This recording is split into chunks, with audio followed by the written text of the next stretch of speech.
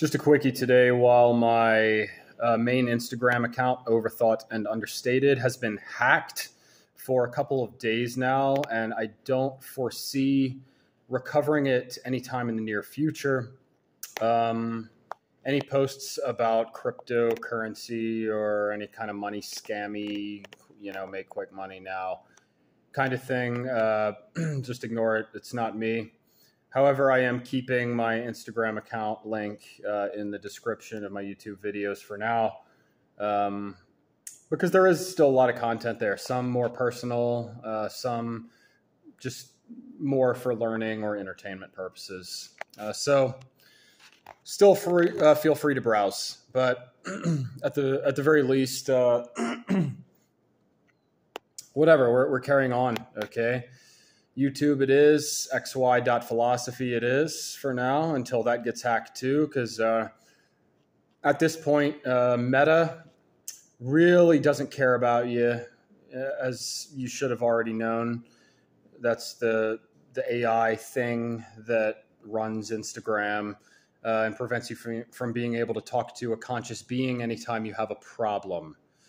So anyway, funnily enough, what's on my mind now, what we're going to talk about briefly, is a recent short video by Rabbi Friedman, in which he explained that in Adam and Eve's eating from the tree of knowledge, what they gained in that experience symbolically, if it had been a historical event, it doesn't matter. It's symbolism. Okay. Fucking get over it. Don't be a stupid materialist. Okay. Take the message, disregard the details. All right.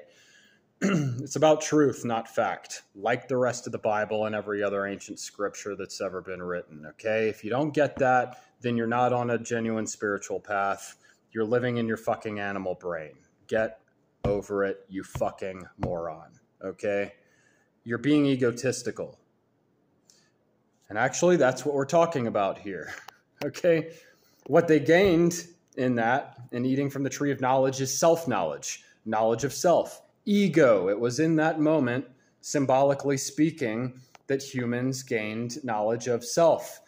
So the vast majority of people, 80 to 85%, according to David Hawkins' consciousness studies, irrefutably live in this egotistical, survival-based animal brain. Okay? They're only either aware of their own existence, or at least aware enough of their own existence on a level that the way that they live is that their own existence matters a lot more than that of everyone else. Okay? That's just the reality. The majority of people are there. All right? You can transcend that. Okay? But that takes either releasing this survivalist animal brain conception of the self, which is kind of pure ego, we could say, and taking on either no ego, which is actually a lot more difficult than it sounds, just disregarding that whole part of yourself that gives yourself life force. Or you can adopt a more sophisticated conception of the self in terms of how you direct that self-learning. Okay, so what I mean by that is you could get into personality systems, the things in which I have expert knowledge.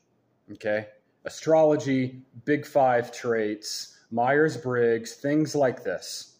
Okay, that teach us about our inner workings, how we perceive things, and generally speaking, how our gifts are meant to be aimed. Okay. Now, there are a lot of charlatans out there. There are a lot of people who use these tools simply in order to prop up themselves on this egotistical pedestal, so that they may survive in the short term, when really it just makes them more visible and more vulnerable to being attacked by other people who are also living in their animal brain. That's the majority of people who are into these systems. And it's the majority of people in the general population. So if you want to live truly righteously, and if you want to gain more self-knowledge rather than just disregard the ego altogether, which, again, you can do all the psychedelics you want. It's not necessarily going to help you. It may just dig you deeper into depression. Okay. Then you have to adopt a true north manner in which you learn, integrate that learning, and direct it outward into the world.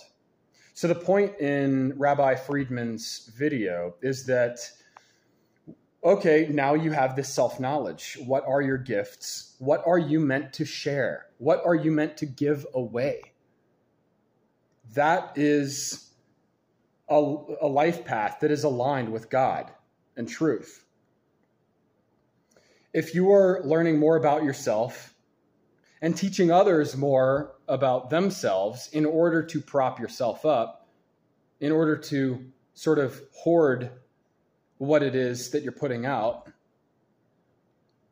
then ultimately that is not going to get you into the right karmic destination, we'll say.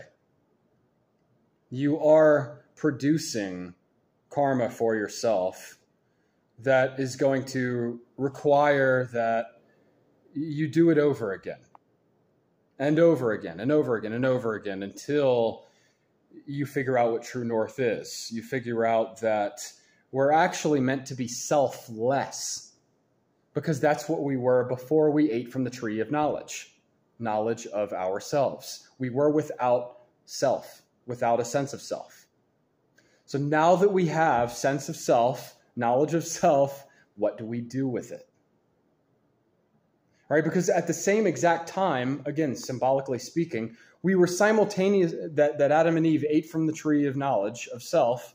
We were simultaneously given all of these tools to learn more about ourselves, to test, like astrology, okay?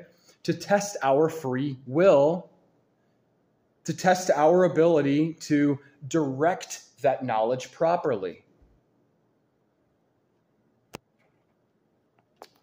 So direct it properly. That's it. Have a good day. Cheers.